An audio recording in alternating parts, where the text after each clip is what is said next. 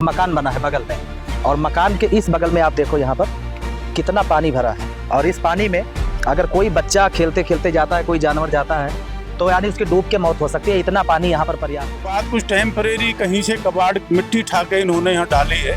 ये लोग मकान नहीं बना पा रहे हैं, इतना अपना लीज रेंट इतना महंगा यहाँ नोएडा का है। टीएम ये कराते हैं, लेकिन उसके बाद जैसे कच्ची कॉलोनी में लोग रहते हैं, इतने इनसे परेशान होकर इनको बिल्कुल समझ में नहीं आ रही। अधिकारी काम न करें, लापरवाह हो जाए, भ्रष्ट हो जाए, तो फिर आलम यही होगा जो आप देख पा रहे हो। आप देखो कहाँ तक पीछे तक पानी भरा है, और ये कोई वैसा गड्ढा नहीं है, ये लोगों के प्लॉट्स हैं जो उन्होंने पैसे देकर खरीदे हैं। प्लॉट अंदर पानी भर रहे हैं, सांप रोजाना निकल रहे हैं, और सीवर की स्थिति इतनी खराब है कि जो भी सीवर वाले आते हैं कि आपके डांट लगी हुई है सब जगह, ऊपर को ओवरफ्लो होकर निकल रहे हैं, लैट्रिन के गंदे पानी बाहर निकलते हैं, लोगों का रहना दुश्वार हो रहा है। 4 साल से रेगुलर हम लोग अथॉरिटी में कंप्लेन कर रहे हैं, लेकिन आज तक कोई भी उस पर एक्शन नहीं हुआ।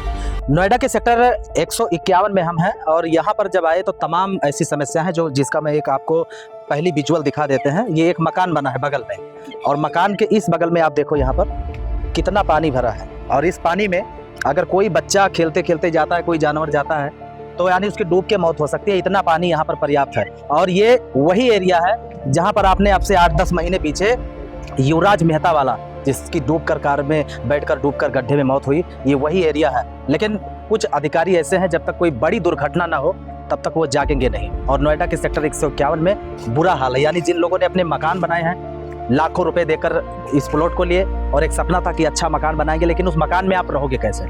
सेक्टर के जो मकान है उसके आसपास कहीं 4 फीट गड्ढे में पानी, कहीं 8 फीट गड्ढे पे पानी, यानी इस तरीके का आलम है। और इसके अलावा ऐसी झाड़ियाँ जो आपको देखोगे तमाम, उधर मैंने पीछे दिखाई कि इतनी विकराल झाड़ी है कि वहाँ पर सांप बिच्छू कुछ भी आए तो इनका, यानी अगर घर में है तो ठीक है, बाहर जाएंगे तो इनको इस तमाम दिक्कत से सामना करना पड़ेगा। और सबसे दुर्भाग्य की बात है कि इन लोगों ने तमाम लेटर दिए, तमाम मिन्नतें करी अथॉरिटी के अधिकारी से, लेकिन किसी के रुजू नहीं देगा। अब आप सोचो, प्रदेश सरकार चाहती है, योगी जी चाहते हैं कि काम हो, जो जनता है वो रहे, अच्छे से निवास करे, इसके लिए बहुत बड़ा पैसा भी अथॉरिटी को मिलता है। लेकिन आखिर गलती किसकी है? किसकी गलती की वजह से पूरी प्रदेश सरकार का जो पूरा सिस्टम है, तंत्र है, वो कटघरे में खड़ा हो रहा है? यानी छोटे से जो काम है उसके चलते ये जनता जनार्दन नाराज होती है सरकार से, और सरकार पर लोग गुस्सा होंगे, भड़केंगे, क्योंकि उनको तो सरकार ही सामने दिखती है। लेकिन सबसे खास बात यह है कि जो अथॉरिटी के जो अधिकारी हैं, जिनकी जिम्मेदारी है, मुख्यमंत्री किसी गली में या किसी ऐसी तमाम जगहों पर नहीं घूम सकते, उन्होंने तो अपने अधिकारी बैठाए हैं। और जब अधिकारी काम ना करें, लापरवाह हो जाए, भ्रष्ट हो जाए, तो फिर आलम यही होगा जो आप देख पा रहे हो। आप देखो कहाँ तक पीछे तक पानी भरा है, और ये कोई वैसा गड्ढा नहीं है, ये लोगों के प्लॉट्स हैं जो उन्होंने पैसे देकर खरीदे हैं। प्लॉट लिए और इसमें इतना पानी है कि वो प्लॉट बनाने के लिए इस गड्ढे में आखिर क्या करें।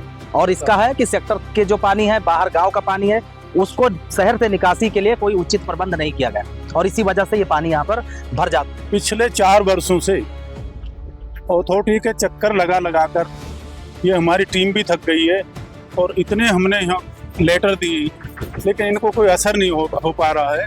8 महीने इस युवराज को भी यहाँ इंजीनियर को डेथ हुए हो गई लगभग, और सेक्टर 151 माननीय मुख्यमंत्री की भी नॉलेज में, संज्ञान में पहुंची है बात, लेकिन इनको समझ में अभी तक, इतने प्रयासों के बाद कुछ टेम्परेरी कहीं से कबाड़ मिट्टी ठाके इन्होंने यहाँ डाली है।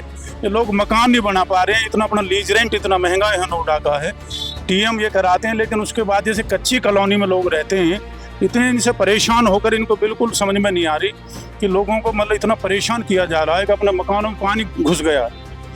तो कृपया इनसे निवेदन है, एक तो इनको आज तक डिस्पोजल की पानी जाना कहाँ, इतने बार इंजीनियरों से हमारी बात होती रहती है, लेकिन इनको यही पता नहीं कि पानी हम डालेंगे कहाँ। ना नदी में सीवर को कोई प्रॉपर, इनको अभी तक आज तक डिसाइड नहीं कर पाए। 8 महीने में कोई दुर्घटना घटती है तब फोटोग्राफी करके और एक आध को सस्पेंड करके, फॉर्मेलिटी करके बंद कर देते हैं, लेकिन इसका समाधान ढूंढो।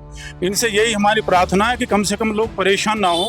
इतने महंगे प्लॉट यहाँ लेकर यहाँ से जाना शुरू कर दिया इन्होंने, तो आखिर इतना ये नाम नोएडा का विश्व में नाम है इस प्राधिकरण का, और इसको पहले जो कार्य करने की शैली थी इनकी बहुत अच्छी थी, लेकिन आजकल बहुत ही घटिया और बहुत स्लो चल रही है। क्या चाहते हैं? चाहते हैं कि जो भी समस्या है कि पानी का डिस्पोजल कहीं नदी नाले में, जो लोग परेशान है, अपना मकान बनाएं, रह के आराम से रह सकें। शहर में इतने महंगे प्लॉट लेने का फायदा क्या हैं या जो बना रहे हैं वो बहुत परेशान हैं, जगह जगह पानी भर गया है। जगह जगह पर परेशानियां हो रही हैं, प्लॉटों में घरों के अंदर पानी भर रहे हैं, सांप रोजाना निकल रहे हैं और सीवर की स्थिति इतनी खराब है कि जो भी सीवर वाले आते हैं कि आपके डांठ लगी हुई हैं सब जगह, ऊपर को ओवरफ्लो के निकल रहे हैं, लैट्रिन के गंदे पानी बाहर निकलते हैं, लोगों का रहना दुश्वार हो रहा है। सीवर वाले बिल्कुल ध्यान नहीं देते हैं, कई बार बुला बुला के कह लिया। इसलिए आप लोगों से भी निवेदन है कि इन सीवर वालों को कहें कि इनकी सीवर लाइन की डांठ खोलें जिससे कि पानी कहीं निकले। खुद उनको पता नहीं है कि पानी किधर जाएगा, कहाँ जाएगा, आते हैं और उसे भर के ले जाते हैं जो भी है, या एक दो को करते हैं, सबके ढक्कन खुले पड़े हैं और फॉर्मेलिटी करके कि हाँ जी हो जाएगा, चले जाते हैं। इसके बाद कोई भी कार्रवाई होती नहीं।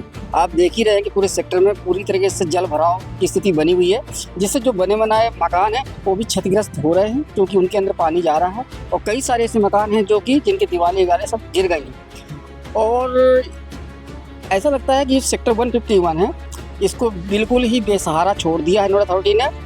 यहाँ का इतना ज़्यादा लीज रेंट जाने के बावजूद भी डेवलपमेंट के नाम से कोई भी कार्य यथास्थिति से हुआ नहीं। अथॉरिटी और डेवलपमेंट के नाम पे जीरो करके इसको अपने सेक्टर को जो स्लम में बदलते जा रहे हैं। हमारा यही निवेदन है कि इस पे बड़े अच्छे अच्छे सपने लेकर हम आए हैं, वो हमारे सपनों को साकार करने में मदद करें। मेरा सारा पानी हमारे सेक्टर में आता है। ये पानी एक हेल्थ का सबसे बड़ा इशू हो रहा है। आज हमारे सेक्टर में काफ़ी लोग बीमार हो रहे हैं और ये सिर्फ पानी की वजह से, क्योंकि सारा नाले का पानी हमारे सेक्टर में जमा हो रहा है। ये इसके साथ साथ ही आज तक यही नहीं डिसाइड कर पाए कि सीवर लाइन बनेगा, पानी कहाँ जाएगा। अपने RW या मास्टर जी के एफर्ट से जितना हम लोग कर सकते हैं हमने किया है। बाकी अब अथॉरिटी से अनुरोध है कि इसको सबसे पहले सारे सेक्टर लाइन के सीवर लाइन को सही करें। सीवर लाइन चालू नहीं हो रही है और उसके अलावा ये पूरा हमारे घर के जो सप्लाई का पानी आ रहा है उसमें भी मिक्स हो जाता है।